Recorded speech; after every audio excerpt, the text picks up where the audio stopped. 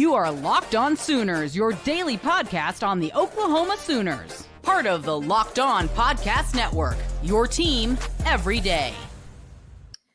Thanks again for making Locked On Sooners your first listen. Shout out to all the everydayers out there. Hope you got your coffee. Hope you're having a great Tuesday morning. And so CBS Sports had thoughts. Will Backus had thoughts on Brent Venables taking over the play calling duties. So let's just get into that and see what he had to say, and then we'll respond. He says, naturally, given his inexperience and Oklahoma's lackluster results thus far, there are questions about his ability to actually direct a football team. Coaches have plenty of responsibilities that transcend the actual game day operation. And adding direct defensive preparation and play calling to his plate may take Venables' attention away from some of these crucial details. Now, he goes on to talk about the hire of Nate Dreiling. My apologies to Mr. Dreiling, Coach Dreiling, for mispronouncing his name, and adding Wes Goodwin, former defensive coordinators, having co-defensive coordinators in Todd Bates, Jay Valai, and then a former defensive coordinator in Brandon Hall. Perhaps that takes some of the weekly game prep away from Brent Venables' plate. At the same time, he's going to be more actively involved in the defense. And so I totally get why people are a little bit concerned about Brent Venables managing the game and managing the program while directly overseeing the defense. At the same time, desperate times call for desperate measures, right? And I'm not sitting here saying that Brent Venables is desperate because Zac Alley left and they didn't hire Jim Knowles. I'm sitting here saying that maybe he's feeling that this is the only way to go forward because my job's on the line. And again, you talk about it. If your job is on the line, how comfortable are you going to feel delegating responsibilities, especially responsibilities from an area of your own expertise? That's kind of where this comes back to. And so, I mean, there's going to be a lot of focus on Brent Venables and his ability to manage football games and manage the team while overseeing the defensive responsibilities that come with being the play caller. But the beauty of what he's done this offseason in hiring Dreiling, and in particular Wes Goodwin, is that you hire Wes Goodwin as your assistant linebackers coach and your defensive coordinator, a dude that's got a lot of familiarity with Brent Venables and a lot of success with Brent Venables back at Clemson. I think this is Zac Alley, but a more successful version of Zac Alley, a higher level of successful version of Zac Alley. Zac Alley was really good, but he had never been at the Power 4 level, where Wes Goodwin has experience as a coordinator for several years, I think pretty successfully. And now you have him.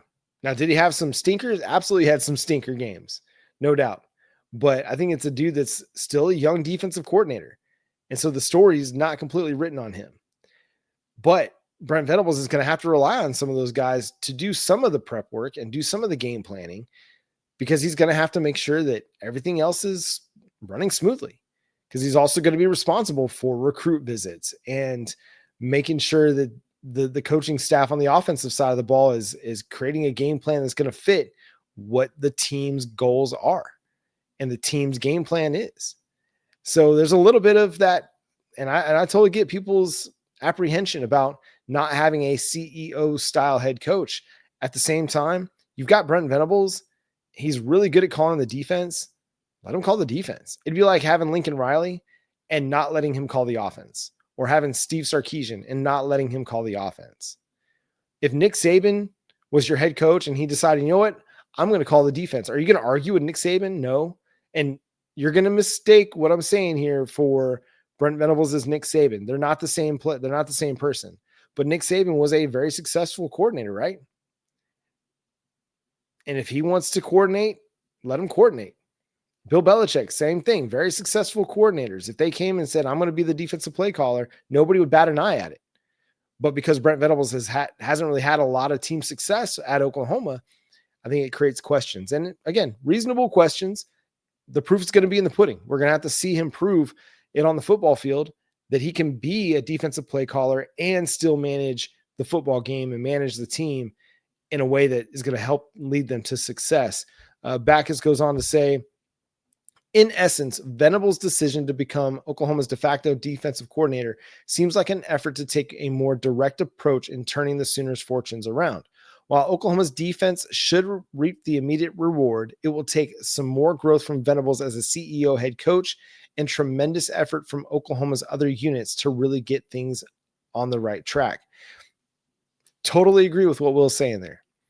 If you get the offensive line going, you get the quarterback and the wide receiver passing game going, it's going to make the defense look a lot better because you're going to have an offense that's holding up its end of the bargain and taking some of the pressure off of this defense. And if you do that, the defense maybe isn't getting put in some bad positions where they're having to play from their side of the 50 or have to play, from behind. When you're a defense and you're sitting there forced to play 10 points down because your offense can't do anything, or you're forced to play on your side of the 50 because your offense keeps turning the ball over or can't convert a 4th and 1, that stress and that strain, it eventually will break you. Especially like when you're playing kind of a bend don't break style of defense where maybe you're willing to give up a couple first downs, but you're going to make sure once they cross the 50 that you're stopping them. Well, if they're already on that side of the 50, it's a lot harder to stop them.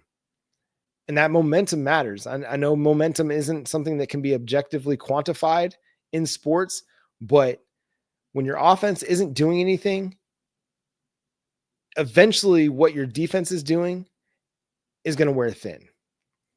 And so while so much of the focus on Brent Venables is going to be on his ability to call the defense and be the CEO, really what has to happen this year is your offense has to make such a jump that we're not relying on the defense every single week to shut them down and hold them to 10. Now, if they go do that, obviously that's going to give Oklahoma a great chance to win. But if you can't rely on your offense to get you to 30 points here and there, then that doesn't even have to be every week. But if they can't get the 30 points on a regular basis, it's going to be really, really hard to win anything at any level. And so while so much of the focus, again, is going to be on Brent Venables and what his defense does, I think the defense is still going to be really, really good because there's a lot of really good players on that side of the ball. We just talked about them in the second segment, from R. Mason Thomas to Jaden Jackson, Dominic Williams, Grayson Halton, Kip Lewis, Kobe McKenzie, Kendall Dolby, Kendall Daniels, Robert Spears Jennings, Peyton Bowen. I mean, there's a lot of really good players on that side of the ball. Marvin Jones Jr. And so if that defense can just be what it was last year with some improved cornerback play where they're not giving up big plays, and then the offense starts to cook a little bit, I mean, you're going to have a chance to make some noise, man.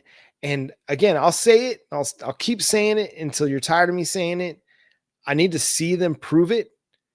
Go beat Michigan, score 30 points on Michigan, and get a win. And I'll feel much more confident and much more comfortable about the direction of this team in 2025 than I would be if, say, you won 20-17 or you lost even in that Michigan game and your offense isn't able to score 20. But I've got some optimism for it, but still I need to see the proof.